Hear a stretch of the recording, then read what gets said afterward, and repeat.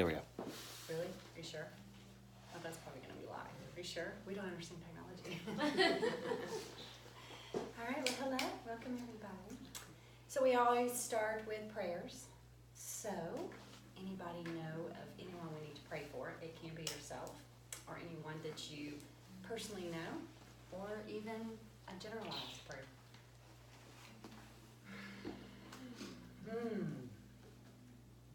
Everybody's perfect in the world, yes. My coworker, a very good friend, her mother-in-law, what's it called when you had cancer and then you're in remission and then it comes back? Yes, a relapse, yeah. So Okay. it's a relapse, yeah. Okay. Yeah, she's taking it. Okay. Right now, there are 50,000 youth, meaning aged from 12 to 35, meeting in 9 cities around the United States for Buddhism. And with the understanding that they're meeting to get together, to get to know each other, and demonstrate a level of respect and desire for world peace. So it's a way to get youth engaged in that level of conversation. So I want to just include that in whatever way. Absolutely. Fabulous. Okay. Anything else? Lines of justice. Okay. Myself, I guess. Yourself. Yeah. Absolutely. Struggling with balancing my really heavy workload with school and trying to keep my spirituality constant, coming here and just settling the chaos within myself, I guess. That's kind of just pulling itself out and That's the pushing game. itself back down and over and over. Okay. Good. Okay. For my brother and sister-in-law, they just had to put down their 14-year-old dog, Oh. and it was like their first dog, and they're Devastation. hurting, yeah. Okay. Well, we got some prayers to do. So allow yourself to become comfortable. Close your eyes. Before we even start prayers, let's see if we can allow ourselves to slide into the soul space. It is said that the divine dwells in the heart. The easiest way is to connect to it through the beauty of the pool of the breath. So just drink in the inhale and relax in the cradle of the exhale. Just take a moment. Allow yourself to rest here.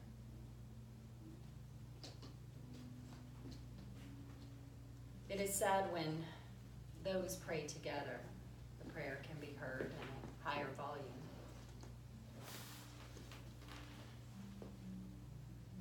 We pray for Lauren's connection to an individual that is battling with the body that becomes sick. May she always remember the mind has not become sick and the soul is everlasting. May this bring her comfort and strength in time of need.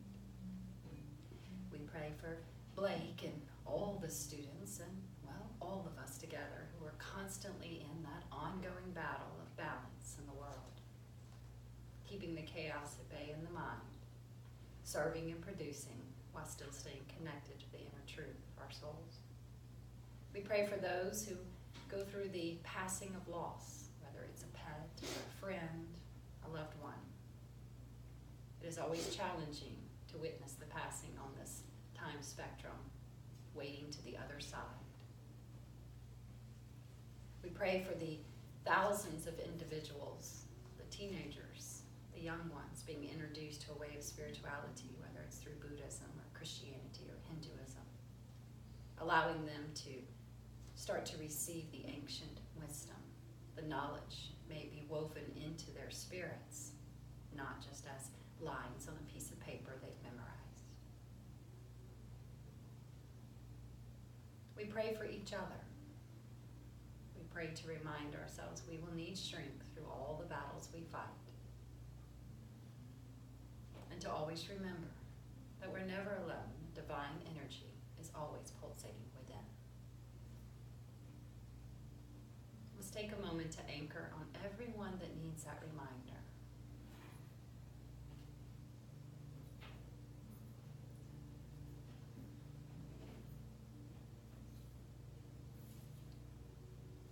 Reciting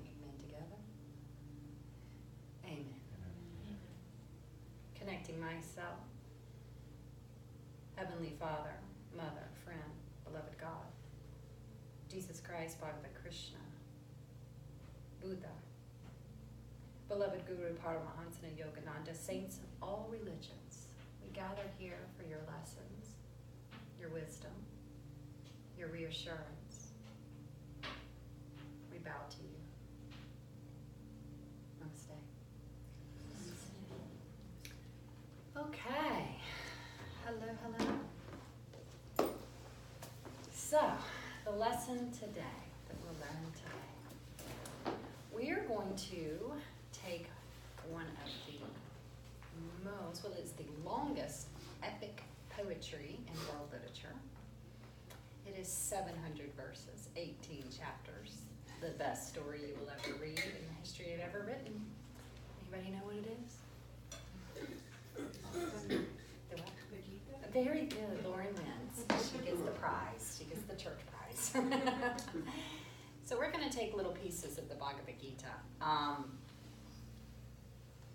we're not going to obviously talk about all pieces of it, or we would be here for 18 lifetimes. It's going to be a little long of a meeting, right? But I'm going to take one of the most profound lessons that it's built upon, and that is ekagrata. Ekagrata. Single-minded focus. Single-minded focus. Inside of the Bhagavad Gita, it's a story about a battlefield and what takes place on the battlefield.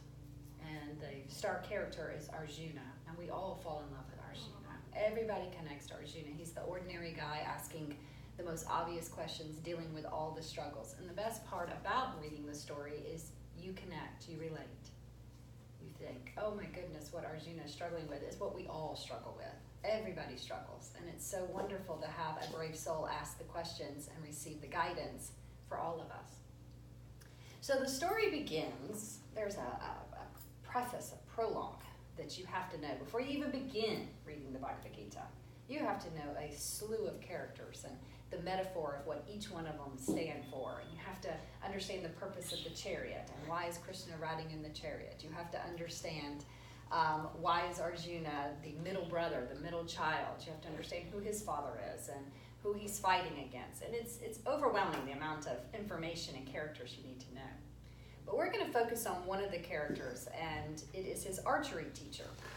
And nothing is chosen by chance in the Gita. Nobody's just thrown in to make the story more interesting. Every single person has a purpose inside of the story. And by the way, by teaching this, you do not accidentally become Hindu, okay? And by reading it, you do not accidentally become Hindu, okay? You can read this story and it have nothing to do with religion. It's a beautiful story in of itself and no connection to religion. Someone asked me the other day, would you say this is the Hindu Bible? Aren't you just cute? And I said, well, there only has 2 characters in it, so that would be a very small Bible. They've really made Hinduism kind of small if this is the only story we read. But it is a story that you can learn pretty much everything you need to know. Anything and everything you need to know is in this book. That's why it's so brilliant. Okay, so let's go back to the archery teacher. The archery teacher is the individual that kind of sets the stage of why is Arjuna chosen to be the warrior. So there's this beautiful scene of taking him and his cousin, who he's eventually going to go to battle with, and they're kind of deciding with the archer teacher who is the better warrior. And so the archer teacher asks him a question, and he says, look out and tell me what you see. Well, his individual, his enemy that he's going to go to battle says, I see the tree. I see all the leaves individually. I see the branches and I see the bird. And Arjuna turns and he says, okay, what do you see, Arjuna? And Arjuna says, all I see is the eye of the bird. Well, of course, right then and there, he wins the contest. And the archer teacher says immediately, you are the chosen one. You will be the warrior. That is setting the stage of what it means to be ekagrata, single-minded, focused. Teaching yourself to blur out everything else and to choose your single-minded focus. In the yoga world, it's called Ananya Yoga. It means you decide to choose peace, and that's what you choose. You're single-minded, focused upon it. Anything else that you allow or happen or falls upon you, you have to teach yourself to blur it out. That's the trees, leaves, that's the branches, that's all the other accessories, that's even the feathers on the bird. You have to teach yourself to become ekagrata. It helps you determine when to make decisions, when not to make decisions. Before fellowship even started, we were talking about a favorite costume, and I just found out Halloween is huge at the Self-Realization Fellowship in California. I never knew this, so we'll broadcast that all the way around. Halloween, Self-Realization Fellowship. And apparently they wear some great costumes, and one of the costumes was death. And I said, I have a little story that I teach about death. And the story that I teach is make death your best friend. Always make death your best friend. If you make death your best friend, you will get the most brilliant advice. You can always ask death, should I be worried about this? You don't know when death is coming for you, by the way. None of us do. It's kind of like a mystery. So assume that if you could ask death, and death can tell you, I'm coming for you tomorrow, or I'm coming for you in 2 weeks, or I might be coming for you later on today, you can check in with death and you can say, is this worth worrying about? And if death's like, look, I'm coming for you at 8 p.m. tonight, I'd recommend you let this shit go. All right, you might want to be calling up your friends, having a drink or two, maybe tangle with the one you wanted to have some sex with.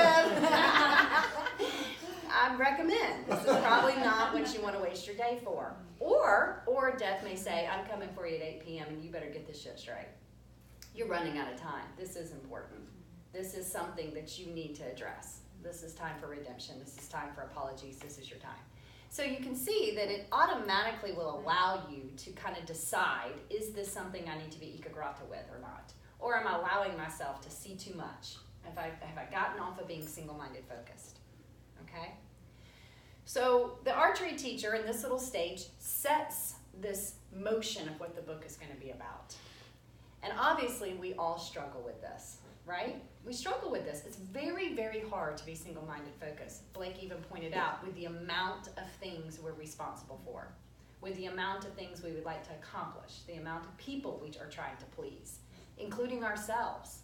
So it is really hard to always know, how do I become ekagrata? The other reason that ekagrata is very challenging is there's too many choices. We live in a land that there's too many choices. And too many choices actually causes an abundance of stress. It's the Cheesecake Factory. It is. The Cheesecake Factory menu. You're overwhelmed. You don't even know who you are anymore when you go there. You don't know what you like. You thought you did, but now you don't. Most people end up ordering the same thing at the Cheesecake Factory because you cannot have a conversation, be kind with people you've chosen to eat with, and take 30 minutes to read the menu, right? So you're almost like, I don't even care anymore. Just pick the first item on the first page. Too many choices causes stress. It even goes back to the Robert Frost point. You know, I chose the path less traveled upon, and that made all the difference. It is not because the path was the less traveled that made all the difference. It's that something was chosen.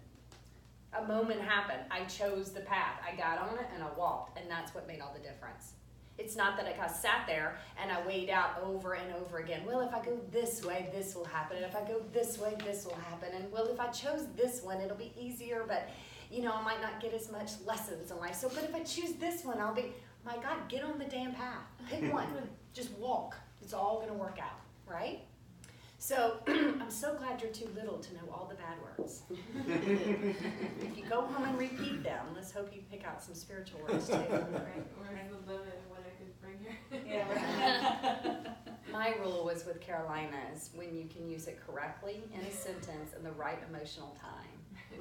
I think she was 12 when she finally used it, and it was right. We were paddleboarding, and a snake started coming in front of us and almost crawled on our paddleboard. And Carolina looked at me and she chose that moment for her first cuss word. And I was like, that was so good, honey. Yay! She's like, Mom, I'm not sure if I'm proud of you or not, that you're proud of me. I'm like, I know, but you waited all this time and that was such a good moment. I mean, that was it. You chose it. Right? And I have to say, it was one of those moments we didn't know where to go. That snake scared us to death. Okay. So ekagrata. Too many choices. So in the story, Krishna is trying to help Arjuna with this. He says, you're going to have to cut down some of your branches to your trees. You're going to have to eliminate a lot of the choices that you're giving yourself. When you become single-minded focused and you finally decide upon it, then you can start using your efforts. You've made a decision. You've made a decision. Now you can start to serve what you've made. That is brilliant. I used to say this to my ex-husband, but obviously he never listened. Hopefully my current husband will. I picked up from it, funny enough, from Will Smith, and I like this. So if Will Smith said it, then it must be as powerful as the Gita, right? But one of the things that I heard years ago was never let divorce be an option. Chop the branch down. That shall not ever be an option. That is not a choice. That is, imagine that door has been locked, padlocked, you can't exit. It's done. Divorce is not an option. Now, of course, I have to do a byline with a little asterisk unless there's the 3 A's, abuse, addiction, affairs. Obviously, then something has happened, the marriage is non-existent. But if the two of you agree that you eliminate that as a choice, what does it make you do? It makes you solve the problems that you're sitting with. It means now we're going to have to look at what's going awry. We're going to have to make some decisions. We're going to have to alter. We're going to have to become single-minded focused. The eliminating that choice is a powerful decision. Sometimes we have to do that for ourselves. We have to eliminate many of the choices. And when you do that, you will knock out an abundance of stress for yourself. You won't riddle yourself night in and night out of what should I be doing. Right? Single-minded focused. So when the battle begins, and by the way, Arjuna cannot believe he's going in battle. He cannot believe it. Well, how it happened was his cousin was treating his group of his brothers who became absorbed into the kingdom really poorly, like lighting their homes on fire, tricking them in dice games, exiling them. They were just horrible. They were absolutely horrible. I always describe it as, Arjuna and his family were like Denmark, and they got absorbed into Las Vegas, okay? And they are bewildered that this group of individuals are acting to the level that they're acting. They're lying, they're cheating, they're violent. And Arjuna doesn't know what to do. He doesn't know how to protect his people. He doesn't know how to get them to hear his ways.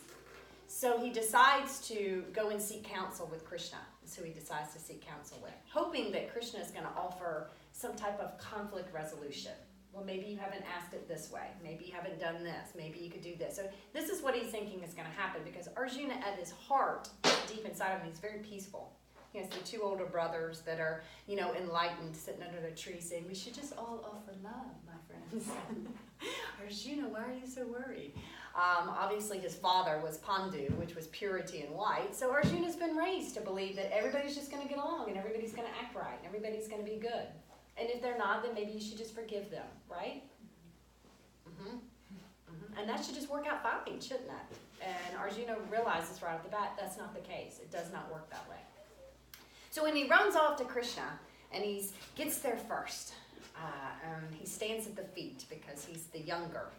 And Krishna opens his eyes. He lets Arjuna speak first. And he says, Arjuna, boy, what's going on? And so Arjuna throws it all out. They're terrible. They're awful. They're being mean. They light our houses on fire. They're lying. They're stealing, blah, blah, blah. What do I do? Krishna goes, well, you're going to war. That's what you're doing. Arjuna's face just drops. And he's like, war? No. I mean, that's a little drastic. I mean, we're not going to go to war. I mean, that's like crazy. This is my family members.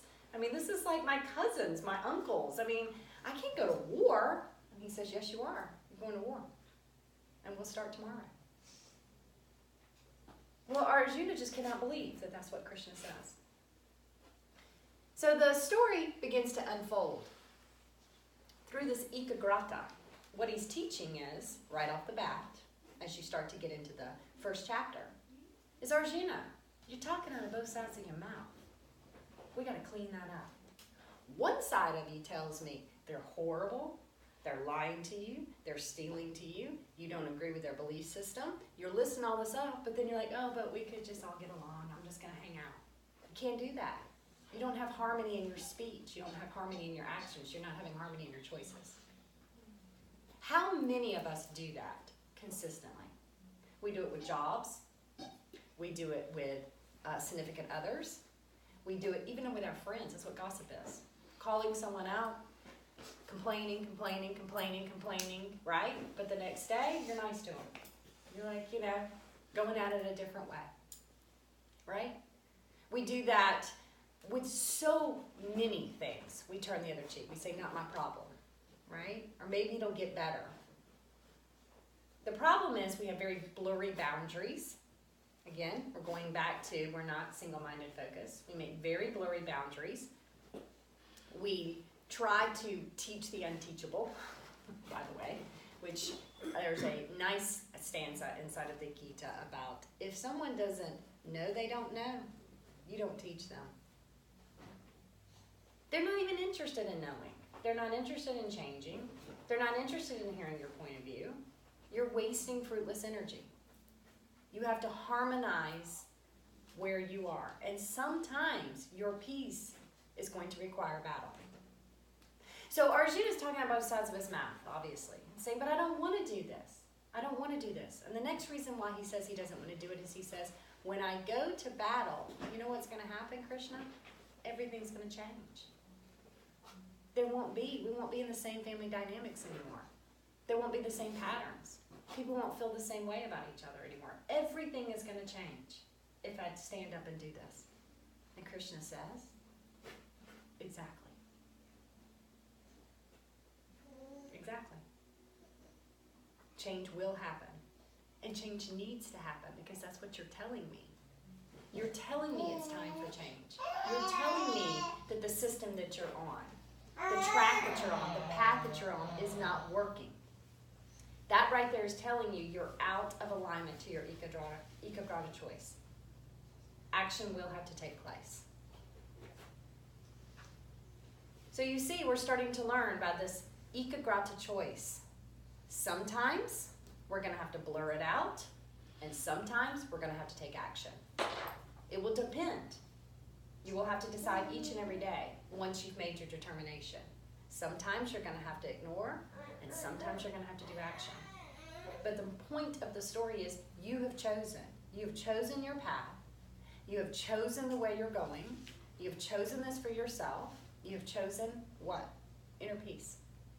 You have chosen inner peace.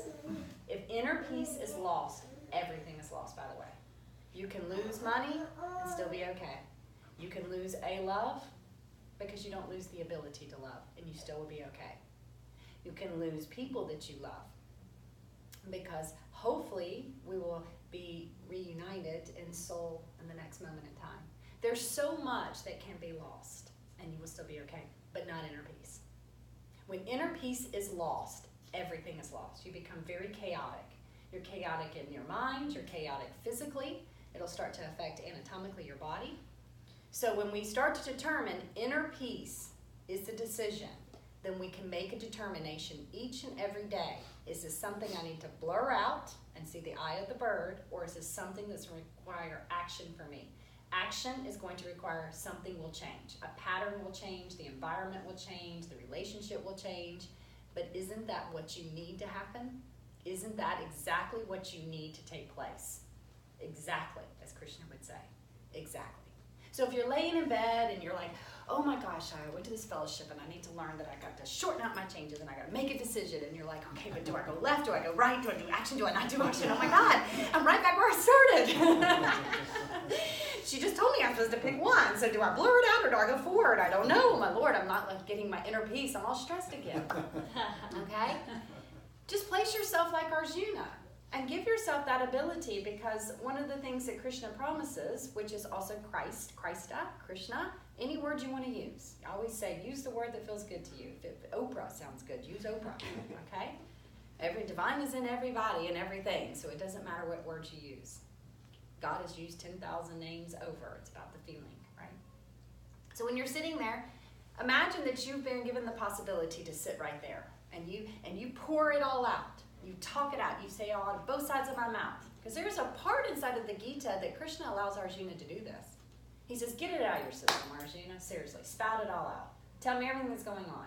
And that's where Arjuna just starts throwing it out, blah, blah, blah, blah, blah, blah, blah, and he sounds very illogical. I mean, he's saying something to the left, he's saying something to the right, he's saying something over here, he's saying over there, and Krishna just keeps shaking his head like, that's interesting, okay.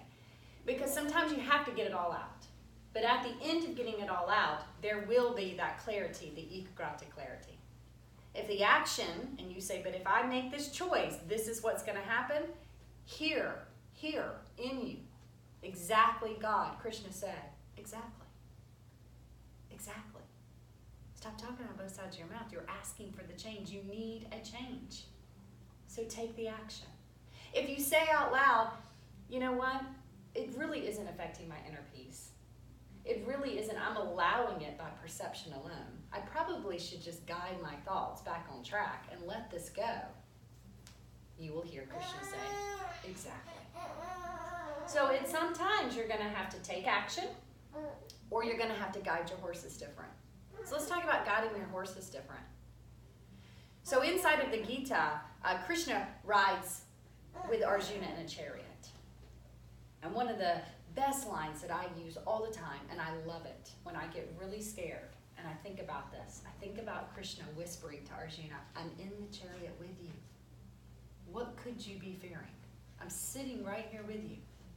Right here with you. What in the world could you possibly be fearing? So he's teaching Arjuna how to become, to control the chariot through 5 reins of 5 horses. And one of the best things that I think we can take away from this is that we are not controlling our senses or our thoughts. I think when we hear the word control, we all tense up. Control's hard. Try to control another human being. I mean, duh. Try to control even yourself. Duh. I mean, if I wake up and I set a control thing on myself, I always say I'm going to fail by the time I get down the stairs. Because immediately, if I told myself I can't have something, it's like riddled in my head. I have to have it. I have to have it. You know, ever try to stop eating bread, and then all of a sudden, like, bread is everywhere, and you're like, oh my God. I mean, I'm going to have to make a blueberry muffin next now. I've set up this ridiculous control, and I'm breaking, and it's only like 7:14, and I started at 7:12. Doing a horrible job. So let's replace the word control with guide. Let's replace the word control with guide. He's teaching Arjuna how to guide the horses, not control them. You're going to guide them. You're going to guide them in the direction that you're choosing.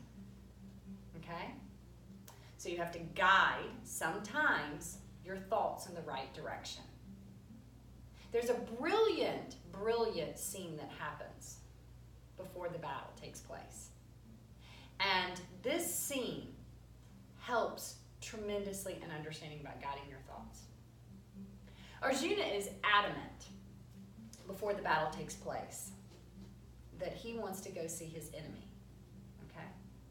Now, keep in mind, before this battle took place, Arjuna was given a choice. He was given a choice by Krishna. He was able to choose first. He said, Krishna, I told you we're going to battle. You get a choice. Here's your choice, Arjuna. You can have all of my horses, all of my weapons, and all of my soldiers to go to battle with. Every resource that I have, I will come with you. Or you can have just me. You pick. Thank God Arjuna was smart enough to pick just him. He said, okay, I'm going with just you, Krishna. Now, of course, his cousin fell out laughing and said, you are such an idiot, Arjuna. Seriously, you're going to go into battle with just Krishna. And I'm going to have, already, by just numbers alone, I'm going to trump you by 4 or 5 times. I'm going to have all the weapons, all the horses, and all the soldiers. How in the world do you think you're going to win this battle, Arjuna? So when they leave, Arjuna starts to realize this and panics a little bit. He's like, what have I done? Oh my gosh, this is crazy. I can't believe I've done this. I can't believe. So he begs Krishna to go drive him over to see enemy lines. And Krishna's telling him, that's not a good idea, Arjuna. It's not a good idea. We don't need to go over there. And he's like, no, I need to go see. I want to see who I'm fighting. I want to see what they have. I want to know what they have. I want to go over there. Krishna tries to tell him several times, Arjuna, not a good idea. It's not going to put you in the right frame of mind. But if you're going to be adamant, I'm going to show you why. It's not going to put you in the right frame of mind. I'll drive you over there. So obviously they go over there, and Arjuna sees. He sees all the horses. He sees all the soldiers. He sees everything that they have. and he begins to panic. He begins to panic. He immediately says we shouldn't be doing this. Oh my gosh, isn't this making us just as wrong? Now I'm going to become just as violent as them. I'm going to start participating in creating murders. Oh, they're going to look at what all they've got. I'm going to become just as dirty as them. I'm falling into sin. He is going into sheer panic, right? The lesson here is what Krishna was trying to tell him, is enemy lines has nothing to do with you. Enemy lines has nothing to do with you. It is irrelevant what they have. It is irrelevant if they have enough passion. The funniest part about this story is they don't even have God. They don't even have God. He has God, and he's still panicking. I don't think Arjuna realized he had God quite yet. God did. And he's worrying about everything that they have. He's worrying about all types of emotions, pleasing, everything but himself. He completely looked at everything external and completely forgot to look at what was internally. Ekagrata. He was forgetting about what choice that he was making. He forgot about that inner peace was most important. So if we think about this in our own life, a lot of our stress happens because we are so intrigued by enemy line. Facebook. Y'all know I've mentioned this almost in every single one of these, and then I'm going to go post this on Facebook. But sometimes that's what happens. We are always looking at enemy line. Even in business, you are constantly thinking about what the competitor is doing. Anytime you react by what the competitor is doing, it's the wrong reaction. It's the wrong reaction because it's going to take you away from your ekagrata choice, your authentic choice. You have to choose within yourself what is your passion. You have to look in with yourself. Am I happy? Do I enjoy my significant other? How is my family doing? How is my career doing? It is irrelevant what the enemy line is doing. That is mini branched. It's going to get you very, very, very confused very, very quickly. You're going to have all kinds of feelings of jealousy, inadequacy, fear, greed. It will open the door to every single branch opposite than inner peace. So you have to teach yourself to resist the urge to drive to enemy's line. You have to teach yourself to resist enemy line. Isn't that nice to know? When you go to do it, stop yourself. Stop yourself.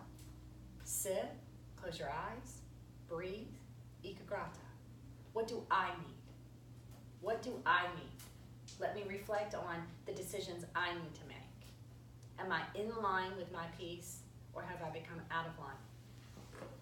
You know how you run your household. You know how you're choosing your purpose. Obviously, the largest part of the Gita is discovering your purpose, your dharma, how you're supposed to serve the world. And we're all meant to do it differently.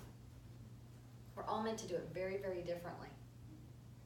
And when you're out of alignment to that, that is worse than death, they say. That's the ultimate sin, is when you're out of alignment to that. So you have to ask yourself authentically, what am I meant to do? And it can be very, very different than when someone else's do. Now also, you have to harmonize your words and actions in alignment to your dharma. I've always laughed and said, don't have dharma dosha, dharma envy, dosha envy. That will eat you alive. That will eat you alive. Arjuna had a little bit of that. He had dharma envy. He didn't want to be the warrior. He didn't want to take that on at all. He wanted to be the spiritual, peace-loving guy. And he couldn't believe that he was actually chosen to be the warrior. That really bothered him. He didn't want to do that. You will have that in your life. You will feel like I don't want to do this purpose. I don't want to serve this way. I want to be this other way. Trust me, I've had it many times over. Being a teacher, there's a reason why Jesus wore sandals. Okay, guys, he could not afford other shoes. Okay? You don't make a lot of money being a teacher. We all know this. I mean, we know this universally, that teachers are not rewarded in finances. All the way through teachers of our young, some, but they're still definitely not rewarded all the way up when I go into even collegiate. So that's a trade-off. It's easy to have dosha envy and dharma envy, because it's not a reflection and finances match that. But you have to realize that's you're gonna have to harmonize word and action and accept that. Okay? So we can't go to enemy line. We can't do that. To be perfectly honest, I wouldn't even call it enemy line. Don't even go to neighbors' lines.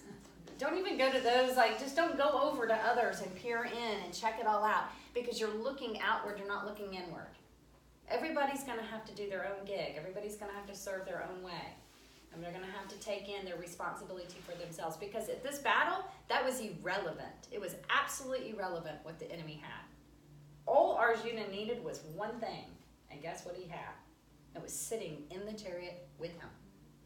If he could accept that and truly trust in that and have ultimate faith in that, what would have been the point? The funniest part is Krishna even saying to Arjuna, I already know what's going to happen in this battle. That's how he knew this was irrelevant. To be perfectly honest, the battle I'm only doing for you. Look at how many things God could just take care of like that, just fix like that. We wonder this all the time. Why is it just not fixed just like that?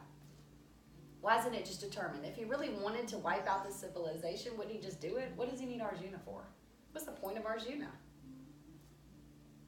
He does it for our purpose.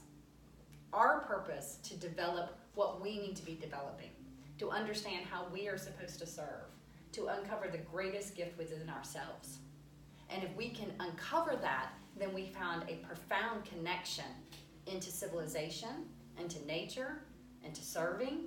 And once we've uncovered that, then ding, we get a pass card. We get to go on to the other part of Disney World that you haven't been invited to yet.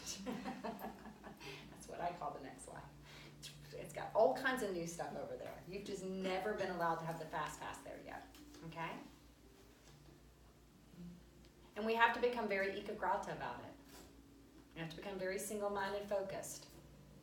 We're going to have to learn. We're going to have to eliminate a lot of choices. A lot of choices for ourselves. One of the things that comes out of the Gita that I teach many times that I think is shocking, and I think it's shocking for people to hear, and I think it's shocking for young generations to hear, but I repeat it over and over again. You cannot be anything you want to be. That is a lie that is consistently sold. You cannot be anything you want to be. You are meant to do something specific. The game is to figure that out. Swami Satchidananda says it's easier to row with the water than against the water. It's always easier to row with the water. If you happen to be raised in a family of musicians, chances are music's going to come easy to you.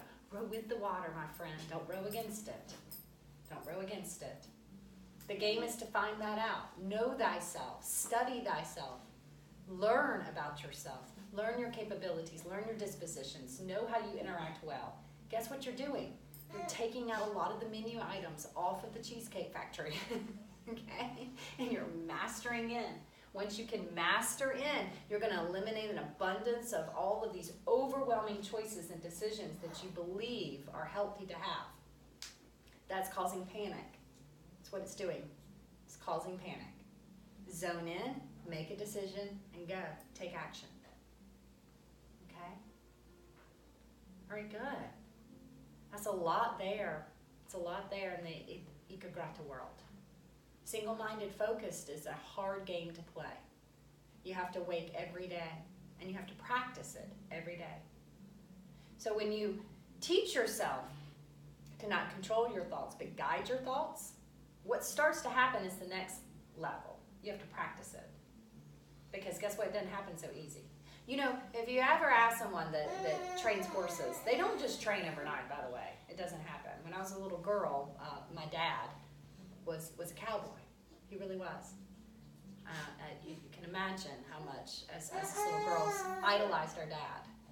Because he was the real true, cowboy hat, and he went out and he would break horses. And it would make us laugh into the center of our bellies. My dad was this big, burly man, and these little colts could just drag my dad. I mean, like, drag him. I mean, he's like cussing up a storm. Wonder where I got that from, right? I must have learned early. But he was using it in right context, He's grabbing horses, and he's being dragged up and down, and we would sit out there having our little snacks. and just laugh. We thought it was so funny, these horses that would just drag my dad. After he would break the horse, then, training can begin. And then as training began and we were allowed to ride the horses, then guess what? We had to be trained. And it's not a process that just happens just like that. I can remember my dad is a man of very few words, very few. And he's given me, a handful of lessons in life. One of the most powerful ones that he gave me was I was about 8 years old, and he finally let me ride one of the horses in the front yard. And I was starting to ride, and I kind of lost control of the cueing. And I double kicked, and caused the horse to go even faster. And when I did, the horse decided to take me right underneath the tree and clipped me off. The branch was down and flew me right off of that horse. I remember my cuts looked like peanut butter was smeared on my arm. It was awful. And I got up, and the first thing that exited my mouth was "stupid horse." Stupid horse. I was so mad. My dad turned around and he said, "Was it the horse that was stupid or the rider?" I think that probably made me a little angry even then. But years later, 40 years later, he was right. He was right. It was my responsibility to guide that horse. It was my responsibility to have practiced more. It was my responsibility to learn how to use the reins. It was my responsibility to learn the cueing. And it doesn't happen overnight. It doesn't happen overnight. It's something you must do. So, when we decide that we are going to guide these thoughts, the next step is we have to practice it. And you will fail. You're going to fail in the beginning. So you're going to have to practice, and you're going to be clipped by some tree branches, and you're going to be thrown off of your horse. It's going to happen. But if you stay with the practice, and you stay with the ekagrata, and you stay single-minded focused, and you become brave enough like Arjuna to take action when action is required, and you become brave enough to do it, because you don't want to talk out of both sides of your mouth. And you become brave enough to guide the thoughts through practice, eventually this becomes the governing board that you're dealing with. You become the king. And now you are the king and everything flows underneath. That's how it works. Is it work? Yes, it's work. It is work. Arjuna is scared to death. But Krishna tells him straight up, weakness does not suit you. So we're not going to go with weakness. And we're definitely not going to go with I can't. You're going to eliminate that from your vocabulary right here, right now. Crazy little scary lesson. But boy, he did it, right? Okay, good. So that's your lesson today. You're going to go home and you're going to clean up your Cheesecake Factory menu. Maybe Cheesecake will write me. And you're going to clean it up. You're going to start taking out all the extra options you've allowed yourself. Narrow it down. I have read when you're having a lot of stress going on, try to put them in smaller compartments. Try to link them all up together. Like start out trying to make them into 5 bubbles, and then those 5 bubbles try to make them into 3 bubbles, and then those 3 bubbles try to make them into 2 bubbles. Like don't have them all over the place. The smaller you start to make things, cutting down the branches, you can become more ekagrata. You can look at the situation and make some decisions that need to take place a lot easier. Do I need to guide the reins? Do I need to take action? Okay, good. All right, so I always open up from this point because I think we learn an abundance through each other. Many times people ask questions that's the best lessons happen in the questions. So the first question I always ask is, what stood out for you the most, or what did you just hear? What just stood out that you just grabbed and said, that's what I needed to hear? That's going to be my bumper sticker message that I got. Or what you think you just heard. I think for me, the single-minded focus, the way that I feel like I'm going to apply that now is trying to eliminate browsing on social media. Because I found myself even yesterday, like I could be so much more engaged with the people I'm with or with my experiences, and I find my mind just going into automatic mode. And then the jealousy and look at what all these people are doing. Yes. And it really throws me off. It does. I've always told people I've been doing this 26 years, and I feel like I've got a pretty good grasp on controlling No, I don't. I just lie right there. On guiding thoughts. And I will lose all of that the moment I get on Instagram or Facebook. That's why I tell people I don't get on it. It just immediately makes me start having, I'm not guiding. I don't know. It recently happens to me. I was looking and somebody had a Christmas wedding. It was so pretty. And immediately I was like, gosh, shoot, I don't even have the option of getting married twice. Not many people get that. I should have chose the Christmas wedding. I really like that. I mean, I don't want a third wedding for sure, you know? But I even got 2 and mischose my wedding. This one's so much prettier. I would have never, ever would that have entered my mind in a million zillion years if I would not got on that damn Instagram. So I'm with you. Yes. Yeah. And I think like you always talk about trying to be ordinary and not trying to be extraordinary. Yes. And I think a lot of people, what they're putting out there is they're really trying to be extraordinary, like myself included. Like you're not gonna put like, oh, I ate a sandwich today. Like cool, you know. Or an ordinary photo of yourself. This is Right. really how I look when Yeah. I walk around my house. Mhm. So, Yeah. Good, yeah, because actually ordinary is extraordinary because nobody wants to be it. Yeah. Good. Okay, anybody else got anything else to share? Or even a question that you're like, I have no idea what the hell you just taught me. I feel like I've accidentally become Hindu. I liked when Arjuna didn't get to be what he wanted to be, the peaceful, that sometimes you have to fight. Yes. Because that resonates with me, you know, being the peacekeeper and sometimes that's maybe not the right path. Yes, I've been told that many times. Has been the advice that's been given to me. I've had actually monks tell me, friends of mine that are monks that say, Allison, like, really?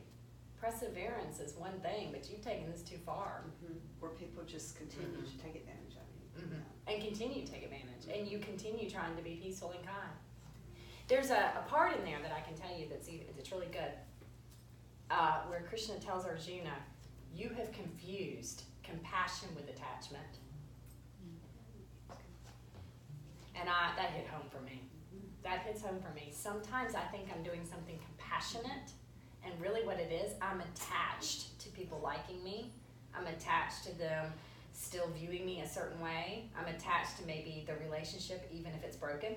Well, at least it's, you know, you say, I used to describe this about my ex-husband, you know what I would say? He might bite, but at least he's my dog. You don't just get rid of your dog because he bites.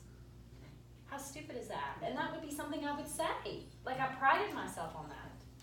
Like you're gonna persevere. I'm going to persevere. You don't just get rid of your dog just because they bite, you know? You just kind of arrange yourself. Because I had gone back into my Gita and started reading it again, and one of the distinctive things that were said was, you're confusing compassion with attachment. And it's exactly a lesson that I have to watch myself doing. Yeah, so that maybe can help you too. Good, thank you for sharing, because we learn. Well, there was so much I heard that I could apply to my life and check in, and thank you for that. But it was what I didn't hear that stood out the most for me. Yeah. And that's when Krishna reveals himself. Yes. And he says to Arjuna, know you that the nature of Raja Guna, and you'll be free. Yes. And that, over the years, that understanding of the gunas is what's really helped me. Me so, too. So much in my life. Me too. And I see that I'm able to check myself. You know, is this Rajasic or Sattvic? Yes. So We that's talked what I- about that's what I that, heard. for those that need a little recap of what that is. We talked about this in fellowship, I think 3 or 4 A month fellowships, ago. about a month ago. Yeah. Learning to witness your Yeah. gunyas. Yeah. And that is powerful. So your gunyas are basically your disposition of your prakriti, your body. It's like you can't really control them. I say it's like trying to take sweetness out of sugar. They're in you. You will have moments that you feel anxious and fiery. That's rajasic. And sometimes you'll have tamastic, where you feel very lazy, unengaged, your sluggish feelings. And then you have sattvic, where you feel contentment. And you flow in and out of these all the time. All the time. Sometimes you're rajasic, sometimes you're tamastic, sometimes you're sattvic. Obviously, we want to be Sabbatic more than we are Rajastic Tamastic, but Rajastic Tamastic are going to still happen because you're matter. You're not 100% soul yet. You're still in this body. And so what he is sharing is the ability to sit above it and not get freaked out by it. And to look down and say, okay, that is me feeling Rajastic. Here are some tools and some things that I can do to bring me back to Sabbatic. And Krishna does teach that in the much deeper in once Arjuna has realized the gift that he's sitting with God. Then he's like, oh my gosh, I have so many questions. I have so much I want to know. Parts that he didn't want to know, by the way, too, which was an interesting part, where he begged God to see it all. And Krishna empowers him and allows him to look within God to see it all. And it freaked Arjuna out when he was able to see all that God has to see and all that God has to do, including destruction. And immediately he said, take that away. Take that away. I only want to see you as kind and benevolent. And that was interesting too. Mm-hmm. So yes, thank you for sharing. Absolutely. Well, when you said thousands of times a lie that parents tell their kids that you can't be anything you want it to be. So I was in a public speaking class last semester. I was in school, and it's so funny because the first speech we had to give was an introduction about ourselves and how we got to where we're at now in life. And 5 people, one after the other. My mom told me I could do anything I wanted to be, and like every person. I'm like sitting there anxious because I go up and I said, here's why that doesn't work. And I said, I tried 3 different career paths that eventually I got to a breaking point. I was like, it's not going to work anymore. Yeah, so that's funny. It was like I've wasted up to like 5 or 6 years on like one thing. And I was like, because I was so certain that I'm going to do it. And I persevered through it. Mm-hmm. And I'm like, I've learned that a lot. And that's not true. That doesn't work. And I'm just like, everybody gives me weird looks. So I'm like, y'all are going to figure it out eventually. Because even like with the tough science classes I have to take, you see people get weed out halfway through the semester because of fear of failing. And then they're like, oh, I had to change my major. I'm like, yeah, because that's not where you were supposed to be. It's not where you're meant to be. Yeah. Yeah. I pass out at blood. I'd be the worst doctor in the world. I'd be like, oh my God, get the nurse. I don't want to look at that. Cover that up. I guess maybe I could persevere through it, but I don't think so. Even my own child. They even ask me, they all prep me before they come in. Just recently, Trey was out working on his car and had a wrench in his hand and popped it up and slammed it in between his eyes because it got locked. So as they come up into the bathroom when I was cleaning, it was Billy and Trey and Peyton, and they asked very calmly, this is Billy, honey, now don't just take a breath. I just want you to look at something. You think you're able to look at it? I'm like, oh my God, how bad is it? I don't know. And it's all now about me, like narcissism, okay, let me calm down. Let me get to a good place. Poor Trey's over here, blood's dry, coming down the side of his face. Yeah, so I hear you. That's not the field I need to be in. Yeah. Excellent. I have a quick question. Yes. I feel like a lot of times you talked a lot about finding your purpose and being single-minded with it, but I feel like a lot of times myself and a lot of people will link purpose specifically with work or career. Yes. And I find myself doing that a lot. Yes. And I did, and it's on one of the fellowships, but I'll talk about it again. So if you want to scroll back in one of them, I did. Purpose is not your career. I know it gets tangled so much, but I talked a little bit about my sister and that she's an artist. But that's a sidebar of what she is. My sister is outgoing. I love my sister to death. She is outgoing, she's vivacious, she's fun. She is alpha, by the way. She runs our family and what she says goes, and I just agree because it's easier that way. She's just a phenomenal human being. She's easy to talk to, she's kind to talk to, she's strong, she has perseverance, she has all these great qualities. So she was in this company and they let her go. And they said a lot of things about the character who she was, not about her art skills. It was about some character of who she was, and that bothered me because that's my sister. And I'm like, Suzanne, that is so ridiculous. That is the most ridiculous things I've ever heard. I would tell you. I probably would find a little joy in telling you too. Yeah, it's a sister. Let me tell you. You might want to work on that. But the point of the story is it's irrelevant where she works. She's going to bring that skill set and serve the world, whether she is working on a line at BMW, if she is pouring coffees at Starbucks, or she is painting. Who she is and how she serves the world will be irrelevant in the job that she's in. Does that make sense? So to know what your purpose is how do you serve? How do you serve? Success is measured on what you contribute to other human beings, not by your achievements. Always remember that. Achievements, who cares? That's cool. You got a certificate. You got a trophy. Yay. Okay? Success is measured on how you service the world. What are you doing for other human beings? And that should be something you do across the board. In your career, it doesn't matter. Switch your career 16 times. Now, we do laugh and say some careers, though, when you're talking to kids, some things may not be. And the reason that I always say this is Gardner's theory, intelligence theory. It's very hard academic to excel in every subject. That doesn't even make any sense, to excel in every single subject all the way to the top. If you're meant to be a writer, because writing is in you, and you're going to serve the world through writing, chances are you're probably not really going to be a great mathematician. And to allow individuals to remove that line on a piece of paper that's supposed to determine who they are would be beneficial. I'm always Montessori style. What's the point of grades? Isn't it that you know the material? Isn't it that you receive the knowledge? The grade is just a byproduct to the side. And a lot of times the grade is probably saying, son, you do not need to be a mathematician. You probably need to be a writer. Good question though, yeah. All right. Well, good. It's always a joy to spend this day. It's good to sit and remind ourselves to the truth and not just the chaos that's out there, that we get so confused, driving over to everybody's enemy lines and neighbors' lines and peering in and getting lost. So I always enjoy these times. And we end with allowing ourselves to be connected. So just see if you can sit in a nice, straight, upright position, best of your abilities. Keep your spine as nice and straight as possible. Roll your shoulders back slightly.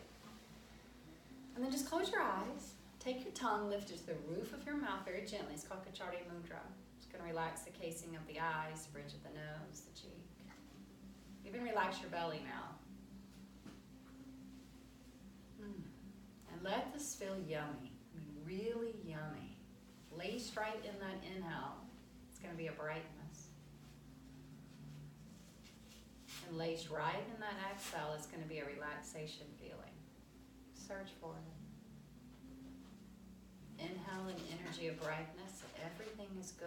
Everything is going to be okay. And right in that exhale is a moment of relaxation.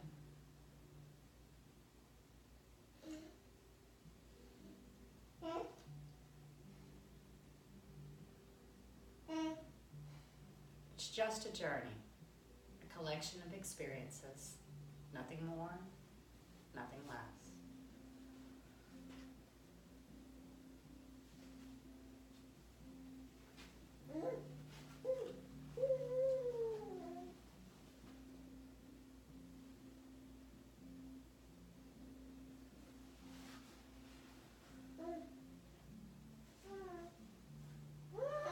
Sliding our hands into prayer. For the highest in me salutes the highest in you, for we are truly one and the same. Reciting after I. Namaste.